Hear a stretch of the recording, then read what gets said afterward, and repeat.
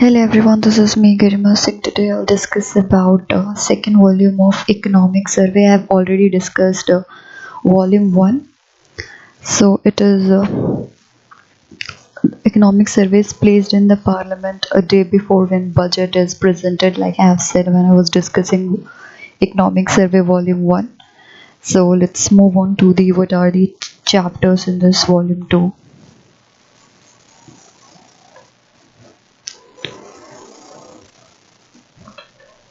So these are the content. Chapter number 1, it's state of the economy. It shows like India's economic performance in 2019-20. So let's move on to the chapter. Chapter 1 is state of the economy. So it in this chapter it's all about India's GDP growth that is moderated to 4.8% in 2019-20 amidst a weak environment for global manufacturing, trade and demand. You can say that's what written here. Real consumption growth has recovered in quarter 2 of 1920, then cushioned by a significant growth in common final consumption, as well as India's external sector gained further stability. The current account deficit narrowed to 1.5% of GDP as compared to in 2019 as compared to 2.1%, that is 1819. Then growth for agriculture and allied activities in public administration, defense and other services was higher than that of 18 and 19. Then impressive foreign direct investment and rebounding of portfolio flows, even excretion of foreign exchange reserve, sharper contraction of import as compared to that of export. Then headline inflation expected to decline by year end, it been expected. Then increased from 3.3% in 2019-20 to 7.3% in December 1920 due to temporary increase in food inflation, then rise in CPI core and WPI. CPI is consumer price index and wholesale price. WPI is wholesale price index. In December 1920 suggest building of demand pressure. That deceleration in GDP growth can be understood within the framework of a slowing cycle of growth. Then financial sector acted as a drag on real sector, that is investment growth consumption. Then reform undertaking during 1920 to boost investment consumption and export, even speeding up by the insolvency resolution process under insolvency and bankruptcy code, ease of credit particularly for the stressed real estate and NBFC sector, non-banking financial sector, announcing the national infrastructure pipeline that will be 2019 to 2025. It will be completed by 2025. Then let's move. I have said about CPI and WPI. Then survey expect an upstick in GDP growth in 1920, even 5% GDP growth for 1920 based on CSO first advance estimates, expeditious delivery on reform for enabling the economy to strongly rebound in 2021. So that was India's economic performance in 1920. Even 2 months are still left, Feb and March. Then it's gonna be completed 1920. Then let's move on to the next chapter. That is, I'm just telling the crux of it because that hell lot of information is not useful. Only crux, few figures is important. Then second is fiscal development. So revenue receipt registered a higher growth during the first 8 months of 1920 compared to the same period last year, led by considerable growth in non-tax revenue. Then gross GST monthly collection have crossed the mark of rupees 1 lakh crore for a total of 5 times during 1920 up to December 19.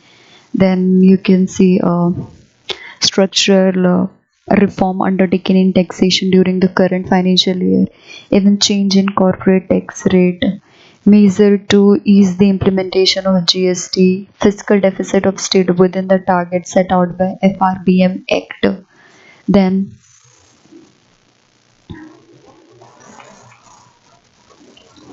few survey thing. Survey notes that a central general government, that is center plus state, has been on the path of fiscal consolidation. Let's move on to the third chapter. I think I should go back to the page number because scrolling is a bit difficult. So third chapter is external sector. I'm telling you here only instead of scrolling what it's all about. So external sector balance of payment. India's BOP position improved from US, that is 412.9 billion of forest reserve in end March, as compared to 2019 is 433.7 billion in September. Let's move direct to the chapter.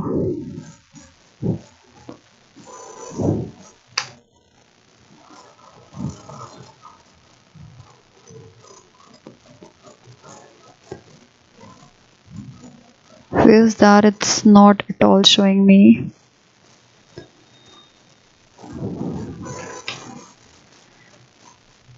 External sector, why it's not showing then? I think I should move to 70.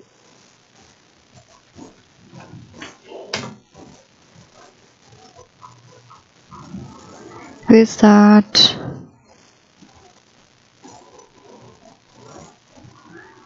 I should go back to there only. Explain from there. In sync with an estimated 2.9% growth in global output in 2019, global trade is estimated to grow at 1% after having peaked in 2017, that was 5.7%.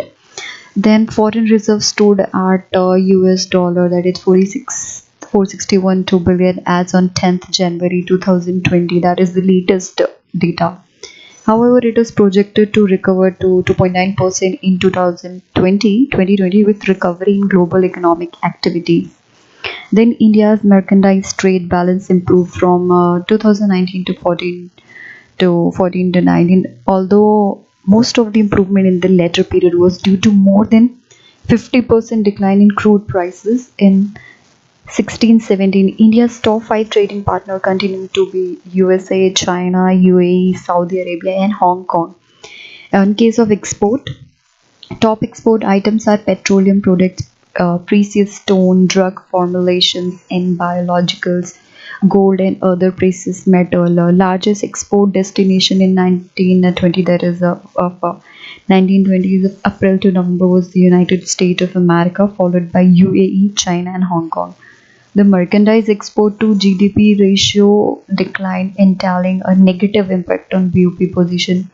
Slowdown of world output had an impact on reducing the export to GDP ratio, particularly from 1819 to 1920. Then growth in non-POL export dropped significantly from 2009-14 to 2014 to 2019. Let's talk about imports. Top imports item crude oil, gold, petroleum products, coal, coke, and briquettes. India's import continued with largest from China, followed by USA, UAE, and Saudi Arabia. In case of export, it's India exported more to United States. It imported more from China. Merchandise import to GDP ratio declined for India, entailing a net positive impact on BOP. Then large crude oil import in the import basket correlate India's total import with crude prices. As crude prices raises, so does the share of crude in total import increasing. Then significant I was gold import also correlate India's total import with gold prices. However, share of gold import in total import remained the same during 1819 and first half of 1920. Non-POL, non-gold import are positively correlated with GDP growth. Then non-POL, non-oil import fell as proportion to GDP from 1914 to its 1419 when GDP growth accelerated. Then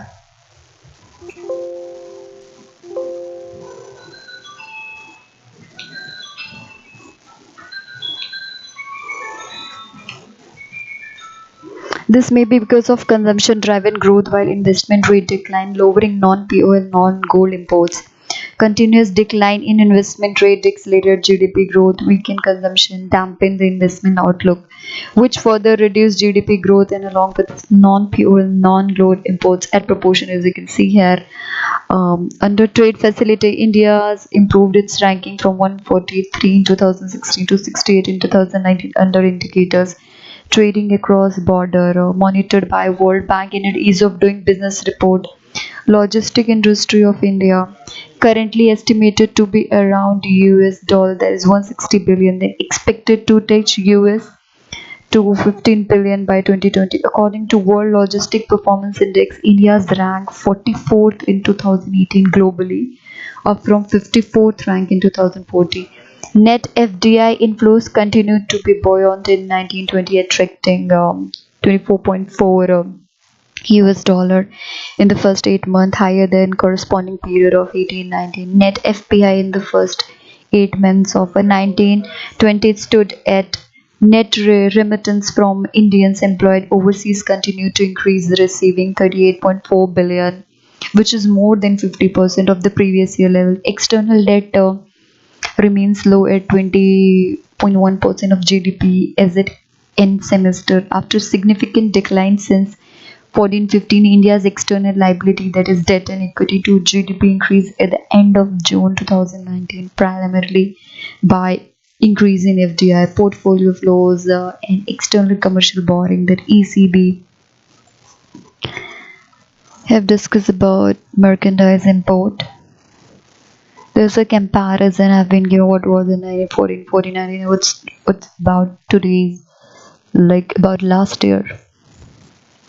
Let's move on to the next chapter, which is I just scroll it. Let's see what's the next chapter. Where it have been? Oh my god, so we have to wait, scroll. Here I go with the next chapter. This is all part of third chapter. We have to move to the fourth chapter. That is all analysis that I have discussed. This chapter is all about at glance what this chapter is all about. These are the free trade agreement already in force. India Sri Lanka FTA, then SAFTA, India Bhutan agreement, India Singapore, India Vietnam, India Japan. These are all the agreements. Let's move on to the fourth chapter, that is monetary management and financial intermediation. So here we talk about monetary policy. To know the basic of monetary policy, you have to watch my lecture where I have covered class 12th economics. There you find fiscal policy and monetary policy. So in this chapter, monetary policy remained accommodative in 1920. Repo rate was cut by 110 basis points in 4 consecutive MPC meetings in the financial year due to slower growth and lower inflation. So repo rate has to be cut down by 110 basis points. Then, however, it was kept unchanged in the fifth meeting held in December 2019. In 1920, liquidity conditions were tight for initial 2 months, but subsequently it remained comfortable. The gross non-performing ratio remained unchanged for scheduled commercial bank at 9.3% between March and September 2019. Increased slightly for the non-banking financial corporation from 6.1% in March 19 to 6.3 in Sept 2019. Then there is a credit growth. The financial flows to the economy remain constrained as a credit growth declined for both bank and non-banking financial sector. Then bank credit growth moderated from 12.9% in April 19 to 7.1% as on December 20. And capital to risk weighted asset ratio CBs increased from 14.3% to 15.1% between March 19 and September 2019. That was banking sector and monetary transmission, what rate structure are about, what credit proposal, then term structure. Then there is a credit growth. As I said, financial flow to the economy remain constrained as credit growth declined for both bank and NBFC. Then non-banking financial sectors, so here NABARD and all those bank will come. Here major policy change related to amendment to RBI Act, then eligible and NBFCs, liquidity risk framework for NBFC. I will suggest that you should go through few basic. Those are in this chart form and in a box form. Just read those things for sure.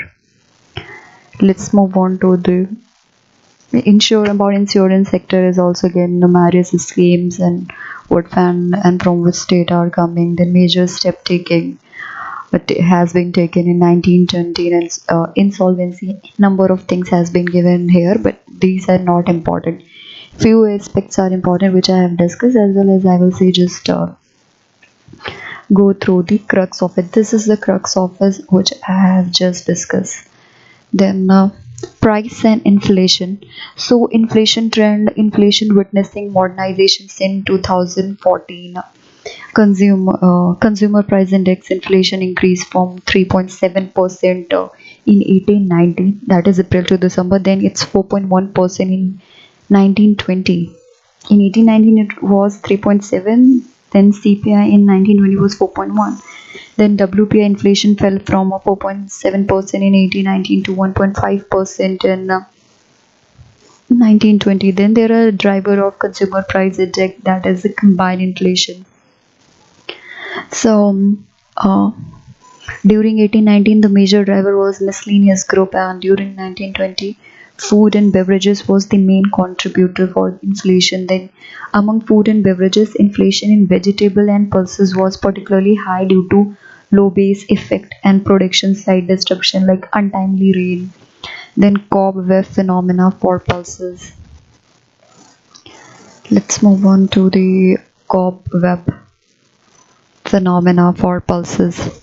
In this, farmer based their swing decision on price witnessed in previous marketing period, measured to safeguard farmer like procurement. Then they basically made their swing decision on prices witnessed in the previous marketing period, measured to safeguard farmer like procurement. Procurement under what? Procurement under price stabilization fund, that is PSF. Minimum support price need to be made more effective. Both in PSF, that is price stabilization fund, and minimum support price need to be made more effective. Then divergence between retail and wholesale price observed for essential agriculture commodities in 4 metropolitan cities of the country from 2014 to 2019. Then divergence particularly given for vegetables like onion and tomato. This may be due to presence of intermediaries and high transaction cost. This lead to volatility of prices. Volatility of prices for most of the essential food commodities, with the exception of some of the pulses, has actually come down in the period 2014 till 19 as compared to that 19 to 14. It's 2009 to 14. Lower volatility might indicate the presence of better marketing channel, storage facility, and effective MSP system. Then we will discuss. Let me scroll. We will discuss about regional variation. CPI inflation has been highly variable across state, ranging between that is 0.04% to 8.1% across state, UT, and financial year 1920. In most states, CPI inflation in rural area is lower as compared to inflation in urban area. Then rural inflation has been more variable across state than urban inflation. Then we will discuss inflation dynamics, convergence of a headline inflation toward core inflation as per the CPI data from 2012 onwards. So Here, basically about regional variation as well as this chapter is all about that during 1920, food and beverages was main contributor which lead to the inflation. Then even few vegetables like onion and tomato that lead to inflation due to it may be various reasons due to because of intermediaries between farmer and end consumer. Let's move on to the sixth chapter. That is, let me just scroll it first. Let's move to the sixth chapter. Sustainable development and climate change. India moving forward to on the path of SDG, that is Sustainable Development Implementation through well-designed initiative. Then SDG, India's index, Himachal Pradesh, Kerala, Tamil Nadu, Chandigarh are front runner when it's come to SDG India index. In Assam, Bihar, UP come under the category of aspirant. India hosted COP14 to UNCCV, which adopted the Delhi Declaration, investing in land and unlocking opportunity. Then COP25 of UNFCCC at Madrid. India reiterated its commitment to implement Paris Agreement. Then COP25 decisions include effort for a climate change mitigation, adaptation, means of implementation from developed country parties to developing country parties. Then forest and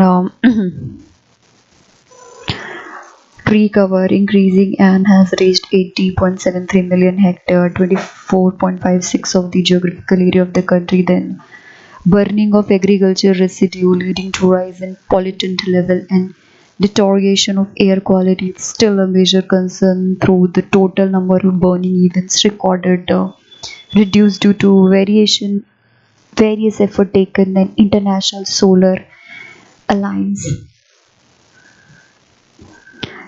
enabled by institutionalizing 30 fellowship from member country, then facilitated by getting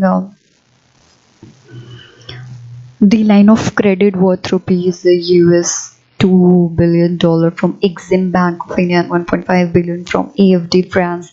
Incubator by nurturing initiative like solar risk mitigation initiative, then accelerator by developing tools to aggregate demand for 1,000 megawatt solar and 2.7 lakh solar water pumps. You can go through all these national mission and progress that take in alliance with sustainable development also that has perform achieve in trade part national solar mission, then national water mission, national mission for green India, for sustainable habitat, for sustainable agriculture, national for sustaining the Himalayan ecosystem, then national strategic knowledge. You can go through all these boxes which have been presented in the economic survey rather than going through the whole chapter. Then Green Climate Fund, Indian COP25 has said India's initiative, International Solar Alliance, its headquarters is in Gurgaon. The Indian UNCCD, its forest cover. Just go to the at the glance that has been given at the end of the economic survey, not end at the end of every chapter. There is a glance as well as go to the box form information, the information which is given in the box form. I think I should move to the next chapter, which is let's move there. I know agriculture and food management. So, largest proportion of Indian population depend directly or indirectly on agriculture for employment opportunity as compared to any other sector. The share of agriculture and allied sector in the total gross added of the country has been continuously declining on account of relatively higher growth performance of non-agriculture sector, a natural outcome of development process. Then GVAT basic prices for 1920 from agriculture, forest and fishing sector is estimated to grow by 2.8%. Then agriculture productivity is also constrained by lower level of mechanization in agriculture, which is about 40% in India, much lower than China, where in China it's 59.5%, in Brazil it's 75%. So skewed pattern of regional distribution of agriculture credit in India. Then low credit in hilly eastern and northeastern state, like less than 1% of total agriculture credit disbursement. Livestock income has become an important secondary source of income for millions of rural family. Then an important role in achieving the goal of doubling farmer income by 2020, or it's to 2022. I think you just go and check doubling farmer income scheme. It's 2020. I think it's 2022. Uh, Livestock sector has been growing at 7.9% during last 5 years. Then during the last 6 year ending, that is 17-18, food processing industry sector has been growing. That is average annual growth rate of around 5.06% and constitutes as much as 8.83% and 10.66% of GVA in manufacturing and agriculture sector respectively in 17-19. Then while interest of the vulnerable section of population need to be safeguarded, survey emphasis on sustainability of food security operation. Then addressing the bargaining of food subsidy bill, revisiting the rates in coverage under NFSA. There are a number of things. Go through the box information that's gonna be useful. Wanna move to the next chapter because these chapter are too lengthy. Even few information is of need. Other than it's relevant but not that much relevant. You just know the basics. Next is industry and infrastructure. The industrial sector, as per Index of Industrial Production, that is IPP, registered a growth of 0.6% in 1920 as compared to 5% during 1890. Then fertilizer sector achieved a growth of 4% during 1920 as compared to 1.3 during 1819. So there is increase in these sector. Then steel sector achieved a growth of 5.2% during 1920 as compared to 3.6. There is a comparison given. Then fertilizer, steel, and industrial sector they has increased in 1920 as compared to 1819. Then the total telephone connection in India touched 119.43 crore as in September 30. Then the installed capacity of power generation has increased to 3,64,960 megawatt as on October 31, 2019, from as compared to that was 3,56 on March 31. So report of the task force on national infrastructure pipeline released on 31st December has projected total infrastructure investment of rupees 102 lakh crore during the period of a financial year 2020 to 25 in India. They will invest that much.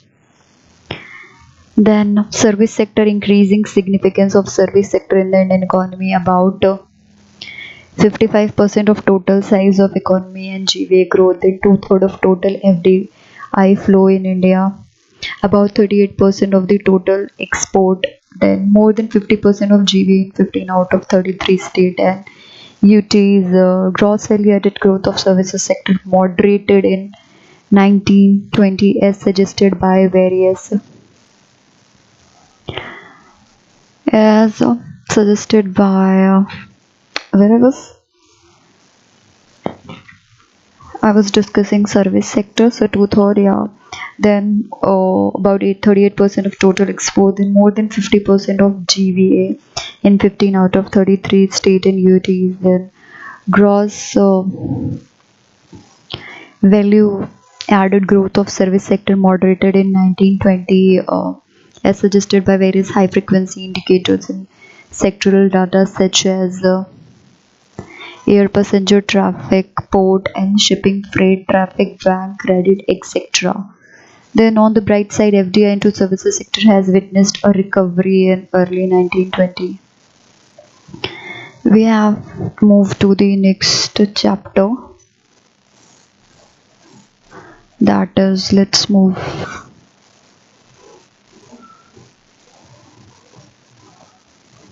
It's about to end. Let's move.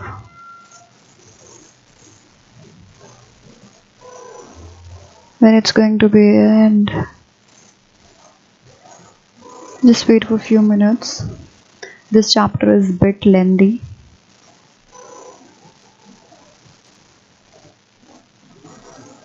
Industry and infrastructure. So here it's about industry and infrastructure as well as service sector. So there is assumptions that FDI into service sector has witnessed a recovery, not fully, but there's just starting of recovery. Then let's move on to the nine, that is